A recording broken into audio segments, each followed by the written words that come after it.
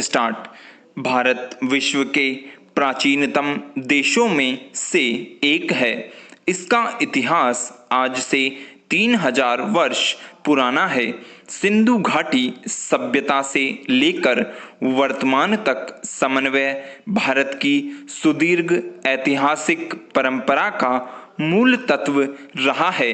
भारतीय संस्कृति तथा समन्वय तथा आत्मसात करने की प्रवृत्ति के कारण ही काल के अंतः प्रवाह में भी भारत और भारतीय समाज अक्षुण्ण रहा है, परंतु वर्तमान में भारत संक्रमण के दौर से गुजर रहे समाज का देश है।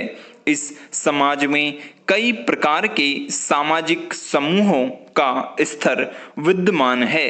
भारतीय समाज के इन समूहों में कुछ का आपस में विवाद है तो कुछ में निजी स्वार्थों तथा हितों के कारण अल्पकालिक समझौते और गठबंधन भी हैं। संक्षेप में इसे भारत बनाम इंडिया का विवाद कहा जा सकता है, जिसमें भारत उस पिछड़े वर्ग का प्रतिनिधित्व करता है जो सामाजिक शोषण के क्रूर आघातों के लगातार शिकार होते हैं। दूसरी तरफ इंडिया उस वर्ग या उन उच्च वर्गीय अभिजात लोगों का प्रतीक है जो प्रगति के मार्ग पर निरंतर अग्रसर हैं। इंडिया के लोगों की पहुंच संसाधनों तथा आधुनिक सूचना तकनीकी तक है। ये ग्लोबल विलेज या वैश्विक गांव के अंग हैं। भारत तथा इंडिया इन दो व्यापक समूहों के मध्य भारतीय समाज धर्म, भाषा, क्षेत्र एवं न जाने कितने आधारों पर अनगिनत समूहों में विभाजित है। इन समूहों के बीच का द्वंद्व इतना महत्वपूर्ण और प्रभावशाली है कि भारत और इंडिया का प्रश्न गौण हो जाता है। पैरा ब्रिटिश सरकार की फूट डालो और राज करो की सोच ने भारत को मुख्यतः हिंदू मुस्लिम वर्ग में विभाजित कर दिया।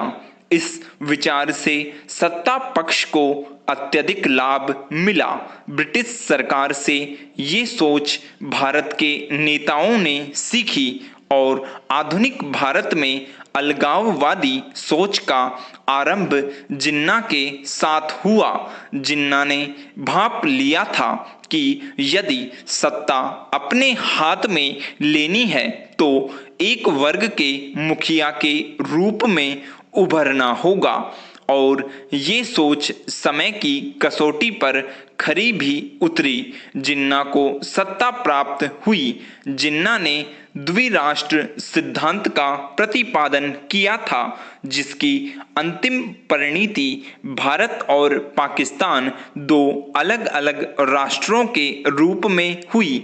विभाजन के कड़वे तथा व्यथित कर देने वाले अनुभव से यह निष्कर्ष प्राप्त हुआ कि भारत एक राष्ट्र के रूप में तभी जीवित रह सकता है जब राजनीतिक मूल्यों के रूप में उन सिद्धांतों और मूल्यों की जमकर वकालत की जाए जो सार्वभौमिकता, विभिन्नता में एकता तथा भारत की अखंडता की बात करते हों, न कि विभाजन और अलगाववादी प्रवृत्तियों की।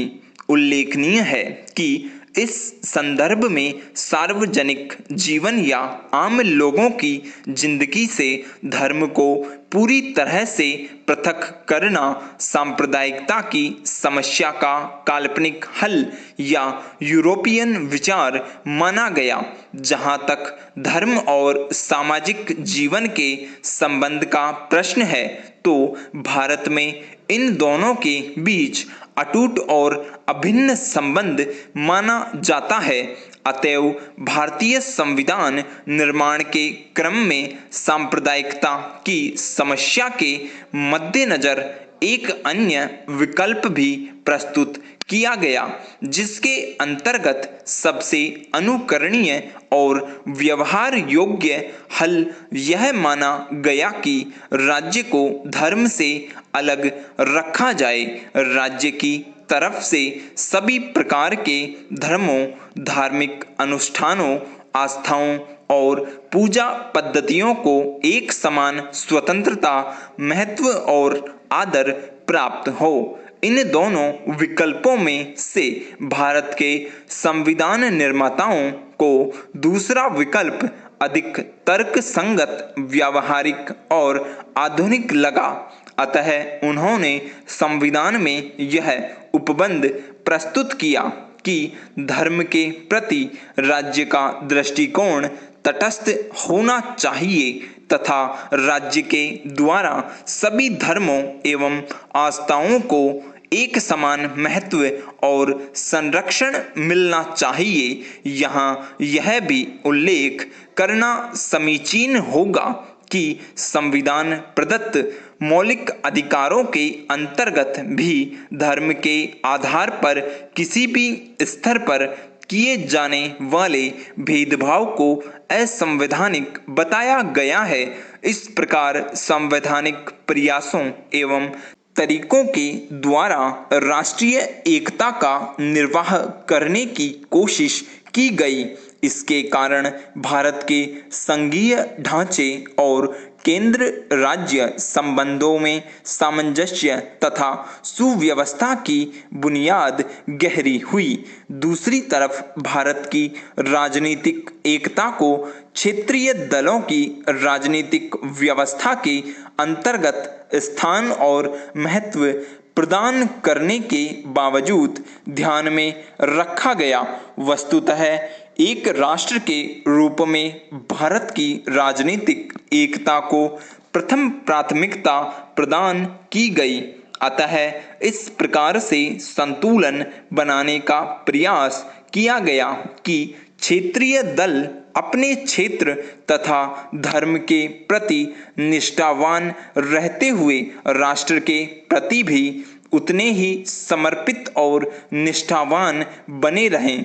सामाजिक एकता को सुनिश्चित एवं प्रोत्साहित करने के लिए सांस्कृतिक विविधता की विचारधारा को भी काफी महत्वपूर्ण स्थान प्रदान किया गया। सांप्रदायिकता भारतीय समाज में कई स्तरों पर क्रियाशील है।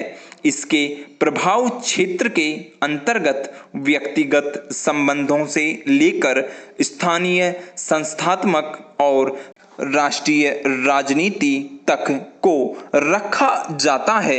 यह भी तथ्य ध्यान देने योग्य है कि सांप्रदायिकता राजनीतिक हितों का निर्धारण राष्ट्रीय स्तर पर कराने का एक शक्तिशाली साधन है, जबकि सांप्रदायिकता का सबसे घृणित प्रभाव दंगे हैं। वस्तुतः सांप्रदायिकता को उग्र विचारधारा की जागरूकता तथा सत्ता प्राप्ति के सीमित संसाधनों के मध्य एक महत्वपूर्ण और अत्यधिक उपयोगी हथियार के रूप में देखा जा सकता है। इस हथियार का प्रयोग प्राय राजनीतिक दल और नेता राजनीतिक रोटियां सेकने हेतु करते रहते हैं। इस क्रम में इनके द्वारा संस्कृति तथा इतिहास से चुने हुए तथ्यों तथा किसी विशेष युग से संबद्ध प्रतीकों का प्रयोग एक तरह से संघवाद या पक्षपातवाद को राष्ट्रवाद के रूप में मान्यता दिलाने का ही सांप्रदायिक प्रयास है। स्वतंत्रता प्राप्ति के पश्चात भारतीय लोकतंत्र में अधिकतर राजनीतिक दलों ने अपने लिए समर्थन का आधार जाति, धर्म और भाषा समूहों को बनाया। इन्हीं आधारों पर इन दलों ने अपने अपने वोट बैंकों का निर्माण किया। भारत के पिछले 2 दशक आतंकवादी और कट्टरवादी संगठनों के उभार के साक्षी रहे हैं।